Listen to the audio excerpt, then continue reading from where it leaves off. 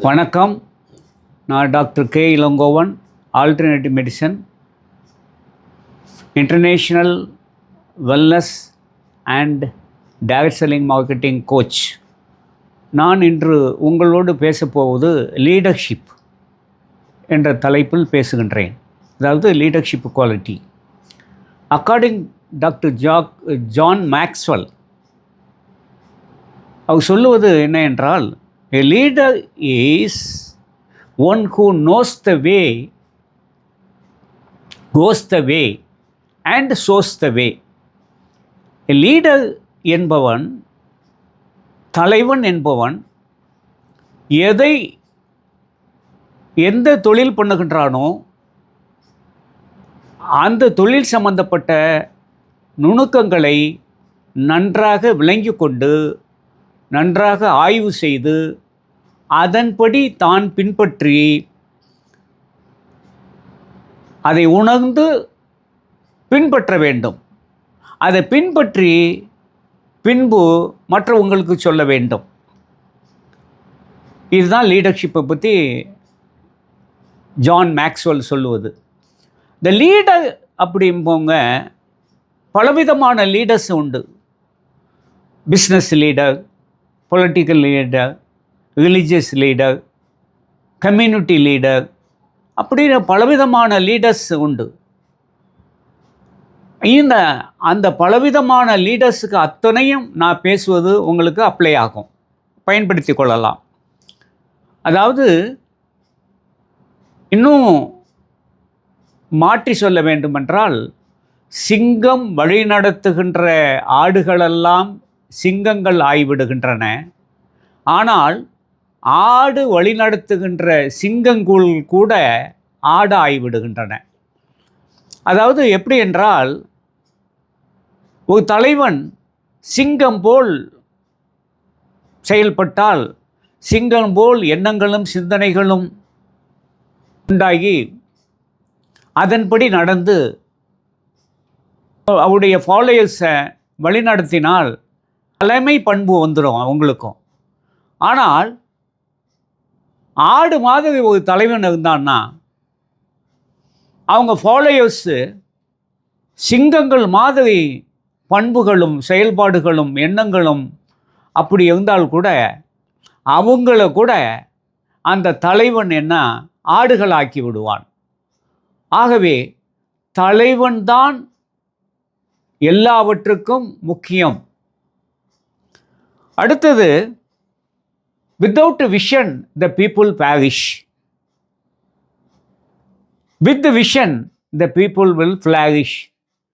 அப்படின்னா என்ன என்றால், without a vision, அதாவது ஒரு தனிமனித தலைவனோ, தனிமனித குடும்ப தலைவனோ, உள்ள தலைவியோ, இல்லை ஒரு மாநிலத்தின் தலைவனோ தலைவியோ, ஒரு மதத்தின் தலைவனோ தலைவியோ, ஒரு சமுதாயத்தின் தலைவனோ தலைவியோ, ஒரு நாட்டினுடைய தலைவனோ தலைவியோ, அவங்க தொலைநோக்கு சிந்தனையும் தொலைநோக்கு கண்ணோட்டத்தோடையும் செயல்பட்டால் அந்த இயக்கம், அந்த ஆர்கனைசேஷன், அந்த குடும்ப அமைப்பு பூத்து குலுங்கும். ஆனால் அந்த தலைவனுக்கு தொலைநோக்கு சிந்தனையும் கண்ணோட்டமும் இல்லை என்றால், விஷன் என்றால் நம்ம கண்ணில் பார்ப்பது. ஆனால் இங்கே விஷன் என்ன, மனதால் பார்ப்பது. அதாவது இன்று நம்ம இப்படி வாழ்கின்றோம், அடுத்த ஆண்டு, அடுத்த 5 ஆண்டு, அடுத்த 10 ஆண்டு நம்ம எப்படி இருப்போம், நம்ம குடும்பம் எப்படி இருக்கும், நம்ம பிஸ்னஸ் எப்படி போகும், நம்முடைய எக்கனாமிக் கண்டிஷன் எப்படி போகும், நம்ம நாட்டினுடைய நிலைமை எப்படி போகும். அப்போது அன்னைக்கு நமக்கு இந்த எக்கனாமிக், இந்த பொருளாதாரம் போதுமா, சிந்திக்கணும்.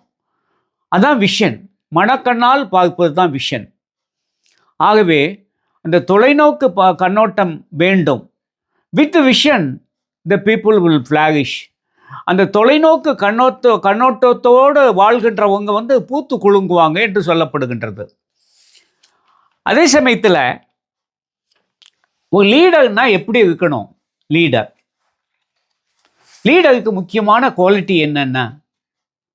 எபிலிட்டி, அதாவது பவர், ஆற்றல் அப்படிங்கிற ஒரு தன்மை, குவாலிட்டி வேணும்.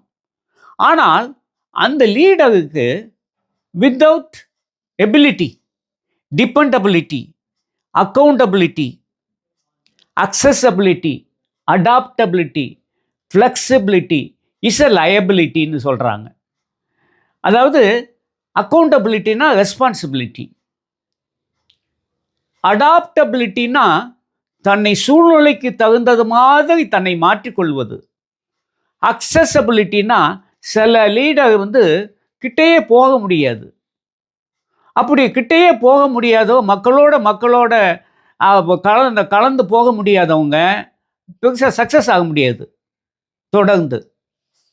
அப்போது ஃப்ளெக்சிபிலிட்டி, அந்த லீடருக்கு வளைந்து கொடுக்கின்ற தன்மை வேண்டும். அவள் நாடல் மாதிரி வளைந்து கொடுக்க வேண்டும். ஸ்டிப்பாக இருந்தால் உடஞ்சி போயிடும். நான் சொன்னது தான் செய்யணும், இல்லைன்னா செய்யக்கூடாது அப்படின்னு ஆர்டர் போட்டு அப்படி இது பண்ணோம்னா, ஆர்டர் போடணும், அதே சமயத்தில் ரொம்ப ஸ்ட்ரிக்டாக இருக்கக்கூடாது, மக்களை தன்பால் வசப்படுத்தி கொள்ள வேண்டும். அப்படி இல்லை என்றால் இஸ் அ லயபிலிட்டின்றாங்க. இந்த குவாலிட்டி எல்லாம் இல்லைன்னா அது பயனற்ற ஒன்று அப்படின்னு சொல்லப்படுகின்றது. ஆகவே த லீடர், அந்த காலத்தில் இந்த ஆமையும் முயலும் அந்த கதையை சொல்லுவாங்க. Slow and steady wins the ரேஸ்ம்பாங்க. மெதுவாக போங்க, நிதானமாக போங்க, ஸ்டெடியாக போங்க, ஜெயிச்சிடலாம். மெதுவாக போங்க. அந்த ஆமை என்ன பண்ணும்? மெதுவாக போகும். அந்த முயல் வேகமாக போய் ஒரு இடத்துல நின்றுடும், தூங்கிடும், ரெஸ்ட் எடுத்துக்கும். அப்போது இந்த கன்சிஸ்டன்சி இல்லாதனால, தொடர்ந்து பயணம் பண்ணாதனால ஆமை ஜெயிச்சிடும். அது அந்த காலத்தில் சொல்லக்கூடிய கதை. ஆனால் இப்போது அப்படி இல்லை. இப்போது டெக்னாலஜி எல்லாம் சேஞ்ச் ஆனதுக்கப்புறம், உலக மாற்றங்கள்லாம் வந்ததுக்கு பின்னால் fast and steady wins the race. ஃபாஸ்ட்டாகவும் போகணும், ஸ்டெடியாகவும் போகணும். அப்போ தான் நீ வாழ்க்கையில் பிஸ்னஸ்லேயோ பாலிட்டிக்ஸ்லேயோ மற்ற எந்த தொழிலில் ஈடுபடுறீங்களோ அதில் வேகமாக முன்னேற்றம் அடைய முடியும். இல்லைன்னா பின்தங்கி விடுவீங்க. மூணாவது என்ன சொல்கிறாரு? இந்த காலத்துக்கு இது போதுமா? பத்தாது. Fast and steady and innovative wins the race. அதுதான் இன்றைக்கு உள்ள சூழ்நிலை. தமிழ்நாட்டில் இந்த எலெக்ஷனில் எப்படி ஜெயிச்சாங்க, எப்படி அது வெற்றி நடந்தது அப்படிங்க பார்க்கும் பொழுது, மூன்றாவதாக உள்ள அந்த இனோவேட்டிவ் டெக்னாலஜி, சோஷியல் மீடியா, அதான் டெக்னாலஜி, அதான் இனோவேட்டிவ். அதை பயன்படுத்திட்டாங்க. மற்றவங்கெல்லாம் அவ்வளவாக பயன்படுத்தவில்லை. இதுதான் அவங்களுடைய வெற்றியின் ரகசியம். ஆகவே இந்த லீடர் அப்படிங்கிறவங்க காலத்துக்கு தகுந்தாப்புல தன்னை மாற்றிக்கொள்ள வேண்டும். அப்போது டெக்னாலஜி எல்லாம் பயன்படுத்தி வெற்றி அடைய முடியும். அப்போது லீடர், எல்லா லீடருமே ஒன்று போல இருப்பாங்களான்னா, மனிதர்களாகட்டும் லீடராகட்டும் ஒன்று போல இருக்க மாட்டாங்க. Optimistic, பெசிமிஸ்டிக், realistic. அப்போது ஆப்டிமிஸ்டிக் லீடர்னா பாசிட்டிவ் திங்கிங் லீடர். அதாவது பாசிட்டிவாக எப்பொழுதும் நினைக்கக்கூடிய லீடர், சிந்திக்கக்கூடிய லீடர் ஆப்டிமிஸ்டிக். அந்த பெசிமிஸ்டிக் லீடர் வந்து மனிதர்கள்லையும் பார்க்கலாம், லீடர்களையும் பார்க்கலாம். இதெல்லாம் முடியாது, இது இயலாது, இது நடக்காது அப்படின்னு பெசிமிஸ்டிக்காக அப்படி நினைப்பாங்க. இப்போ மூணாவது வந்து ரியலிஸ்டிக், அதாவது ப்ராக்டிக்கல் திங்கிங். ப்ராக்டிக்கலாக இது நடக்குமா, இது இயலுமா அப்படின்னு மூன்றையும் அப்போது சிந்தித்து அது மாதிரி செயல்பட வேண்டும். இப்போது ஒரு ஹிஸ்டாரிக் எவிடன்ஸ் நான் சொல்கிறேன்.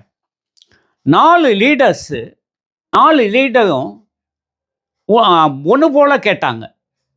என்னன்னா, முதல்ல என்ன சொன்னாங்க, நான் கேட்கின்றேன், நீங்கள் அதுபடி நடங்க, உங்க வாழ்க்கை சுபிட்சமாகும், நீங்க நல்ல மேன்மை அடைவீங்க, நீங்களும் மேன்மை அடைவீங்க, இந்த மக்களும் மேன்மை அடைவாங்க, நாடு முன்னேற்றம் அடையும், உலகமும் சுபிட்சமாகும் அப்படின்னு சொன்னதை அந்த மக்களும் கேட்டாங்க.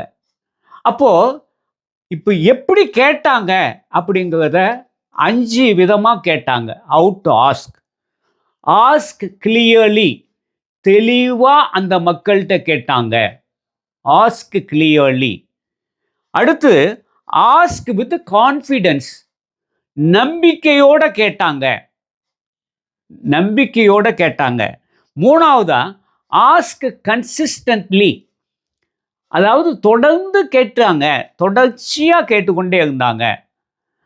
நாலாவதாக ஆஸ்க் கிரியேட்டிவ்லி, அதாவது மாற்றி மாற்றி மாற்று சிந்தனையோடு கேட்டாங்க, வித்தியாசமாக கேட்டாங்க. அஞ்சாவதாக கேட்டது ஆஸ்க் சின்சியர்லி, உண்மையாக கேட்டாங்க. இப்போ அந்த 5 விதமாக கேட்ட லீடர்ஸ் யாருன்னு பார்த்தீங்கன்னா, உலக பிரசித்தி பெற்றது முதல்ல ஜீசஸ் சொல்றாங்க. ஜீசஸ் ஆஸ்க் எப்படி கேட்டாங்க, இந்த 5 வகையமா கேட்டார். முதல்ல ask, Jesus ask is disciples, அவருடைய சீடர்கள் கேட்டாங்க. அந்த சீடர் தே டிட், இவங்க சொன்னதை அப்படியே கேட்டாங்க. அப்படி கேட்டதன் அடிப்படையில் கிறிஸ்டியானிட்டி வாஸ் பார்ன், கிறிஸ்டியானிட்டி உதயமானது. இது ஒன்று. அடுத்தது பார்த்தீங்கன்னா, அதை ஃபாலோ பண்ணின நமக்கு தெரிந்த இந்த காலத்தில் உள்ள அந்த ஜீசஸ் கிறிஸ்டை இதை ஃபாலோ பண்ண ஒபாமா, உசைன் போல்ட், அது டாக் ஷோ நடத்தக்கூடிய talk show host Oprah Winfrey USA, இவங்களெல்லாம் ஃபாலோ பண்ணாங்க, இவங்களெல்லாம் வெற்றி கண்டாங்க. Second Martin Luther King junior, இவங்க மக்களை பார்த்து கேட்டாங்க, மக்களை பார்த்து, இந்த உலக மக்களை பார்த்து கேட்டாங்க. ஐ ஹேவ் எ ட்ரீம், எனக்கு ஒரு கனவு உண்டு. என்ன கனவுன்னா, இந்த உலக மக்கள் எல்லாம் ஈக்குவலாக இருக்க வேண்டும், உலக மக்களெல்லாம் அந்த ஈக்குவாலிட்டி வேணும்.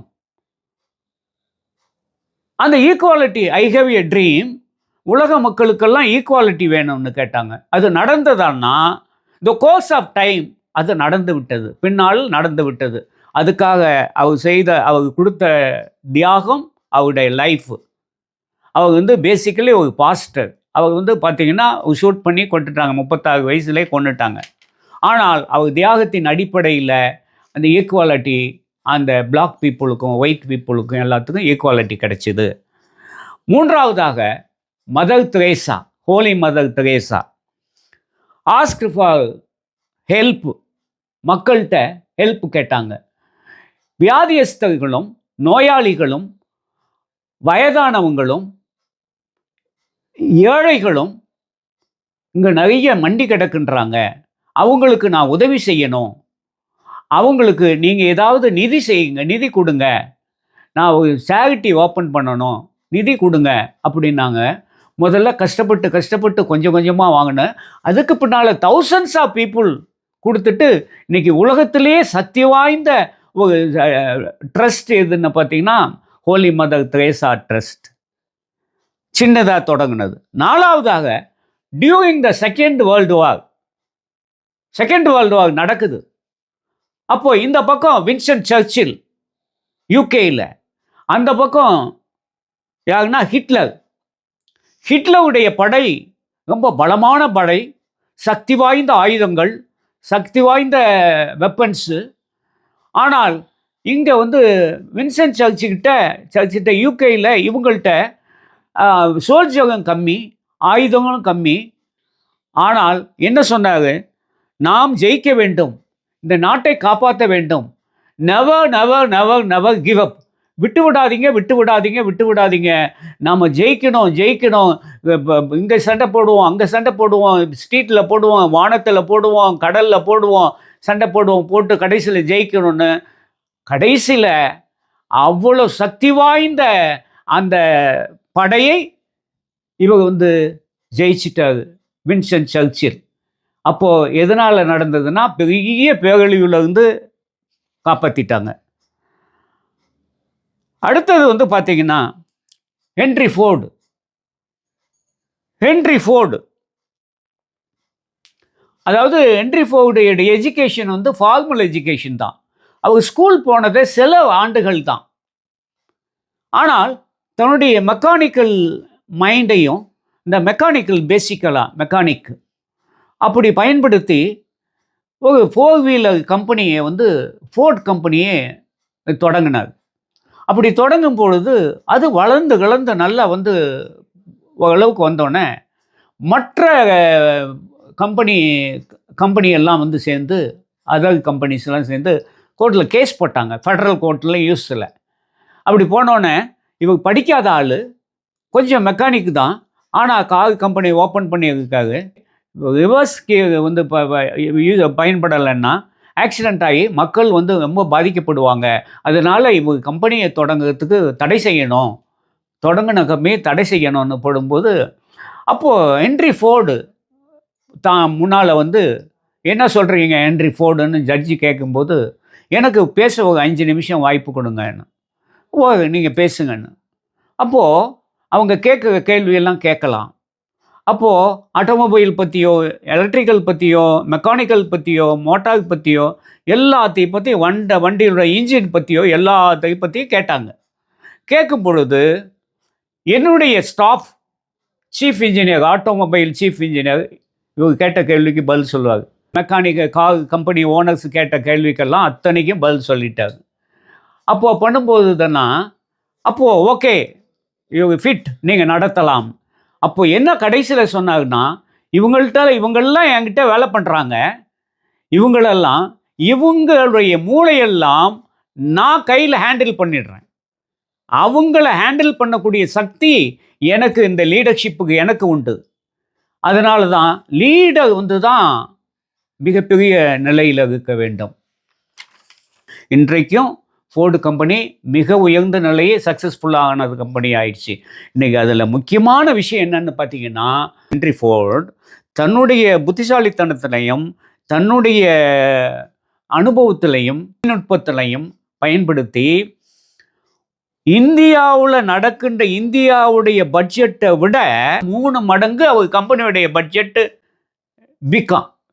பட்ஜெட் நம்பர் 1 பணக்காரன் ஆனார். ஆகவே லீடர் எவ்வளியோ அப்போ தான் அந்த இயக்கமோ, அந்த கம்பெனியோ, அந்த சமுதாயமோ, அந்த இதோ வெற்றி அடையும். எல்லாமே அந்த லீடர் கையில் தான் இருக்குது. ஆகவே நீங்கள் பி எ லீடர். நீங்கள் லீடர் ஆகலைன்னா பி எ லீடர். நீங்கள் லீடர் ஆகுங்க. அப்போ லீடர் ஆக முடியலன்னா பி வித் லீடர். லீடர் ஆக முடியலன்னா லீடர் கூட இணைந்து கொள்ளுங்கள். One day you become a leader. நீங்கள் ஒரு நாள் லீடர் ஆகிடுவீங்க. இதுதான் உலகம் முழுக்க நடக்கின்றது, நாமளும் பார்த்து கொண்டிருக்கின்றோம். ஆகவே இன்றைய செய்தி உங்களுக்கு பயனுள்ளதாக அமைந்திருக்கும் என்று நினைக்கின்றேன். நன்றி, வணக்கம்.